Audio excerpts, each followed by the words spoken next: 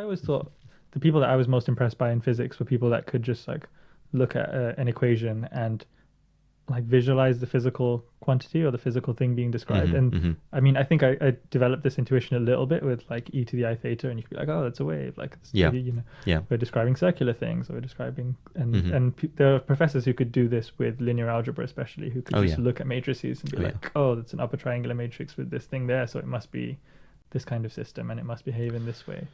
Yeah, I think that's a critical and really underappreciated part of mathematical reasoning, is that the people who are the best at it are able to combine the algebraic and geometric views of any problem. They're able to both see the symbols and use that, again, basically as a bookkeeping method to be like, here are all these different things that you have to keep track of. I'm just going to write down terms for all of them and then have rules for how I can manipulate them. But also to have the sort of intuition for what to do with those symbols. It really does take some kind of geometric reasoning ability, by which I mean an ability to sort of visualize what the different parts do. For instance, I don't know if you've read Surely You're Joking, Mr. Feynman, but he writes a little bit in that at one point about how he would go talk to mathematicians, and they'd throw problems at him, and whenever they'd start describing something to him, he'd sort of say like, okay, well, I'll imagine this is like a fuzzy tennis ball, and then like this particular thing is like the color of the tennis ball, so I'll visualize a blue tennis ball, and then this particular operation is like rotating that tennis ball in a certain way, and then I'll just know, because like a blue tennis ball doesn't have like orange stitching on it or something like this, that that this particular theorem can't be true. Interesting. Yeah, I guess the challenge becomes, I mean, so there's and I think he was just sort of like wildly synesthetic in that way, in that he was able to so freely mix his like his visual geometric intuition with the actual symbolic rules. And some people approach math just as a set of symbols, and I think actually if we teach that geometric thinking more, I think that maybe actually could sort of help with sort of math phobia that often people get, because they'll just kind of look at this and they'll be like, I don't know what to do with this. It's like I'm often literally just like looking at Greek. Yeah. No, so, oh yeah, exactly. Yeah. No, there's a really good YouTube video series by 3 Blue 1 Brown. Have you seen these? No, I haven't. No. They're kind of like geometric interpretation of linear algebra concepts, and so he'll talk about like, what does the determinant mean, and if I do a change of basis on a determinant, then why doesn't it change or whatever, and how is it affected, and all this kind of stuff. So it's really good. Like I guess tying a few things together, I think one of the reasons people potentially leave physics is because they realize that they're not Richard Feynman after a few years of study. And, apparently even a lot of people in physics left physics because they realized they weren't Richard Feynman. Apparently a lot of people who crossed paths with the guy were like, wow, there's just no way I'm good at as good as this guy. I'm just going to quit the field. But yeah, I mean, like because when you grow up, you read about people like this and Einstein, like, oh wow, that'd be so incredible. And then you meet people that are super brilliant, and it's often quite just like. Yeah, but I think also this kind of hero worship, and I think physics is especially a field that is rife with this sort of great man hero worship, actually can be really damaging for exactly that reason. Yeah. Like people think that there's just this sort of like innate genius that you have to have. And, the people who do have that innate genius become legendary, but 9 out of 10 people who can make, really important contributions to the field are just, they just get up every day and they just work hard, and they just, they struggle with it just as much as everybody else. They're just stubborn and determined. Yeah. So, I think if more people had that kind of grit, and even for me in my research career, hearing stories about how Oppenheimer in the middle of grad school was like on the verge of like dropping out and stuff like that, hearing things like that really can help, realizing that everybody struggles, and everybody kind of has everybody has imposter syndrome.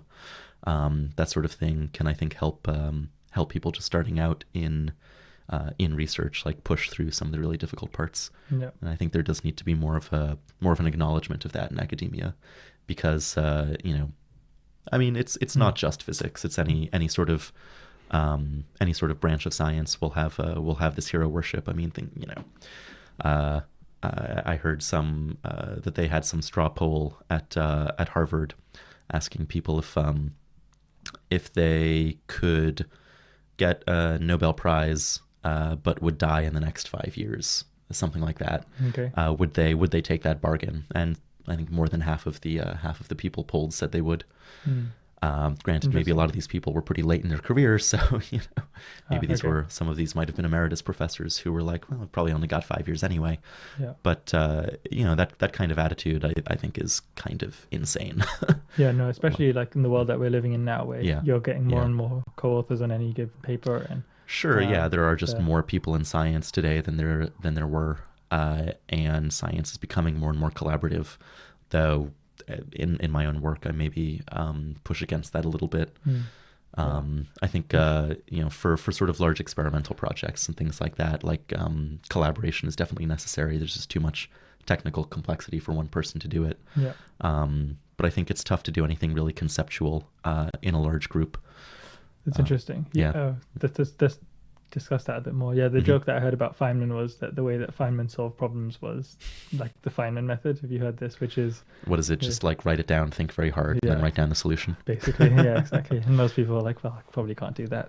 Right. Well, there was only one Feynman, but there's still thousands of successful, hardworking theoretical physicists who do very good work and make contributions to the field.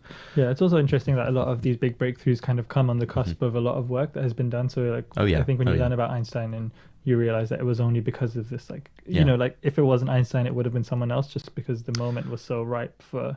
Yeah, well, in special relativity, there's a reason it's called, Minkowski space and the Lorentz transform and all stuff like this. These were the guys who were also, on the verge of coming up with special relativity. Exactly. I mean, Minkowski taught Einstein differential geometry.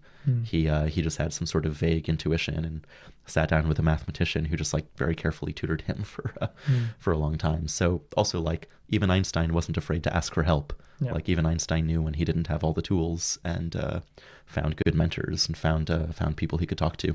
Yeah, it's interesting. I was at a talk this week about the origins of the internet. I think Tim Berners-Lee has been to a lot of events this week, and one of the things they were talking about was when the internet was created, it was kind of this idea that, okay, if we're ever going to build another atomic bomb or work on a project of this size, we're going to need some way of organizing information and being able to like index things and build associations between different pieces of information. And share cat videos. I mean, share cat videos. But I mean, this kind of complexity that grows as the size of the problem that you're trying to work on grows. Sure.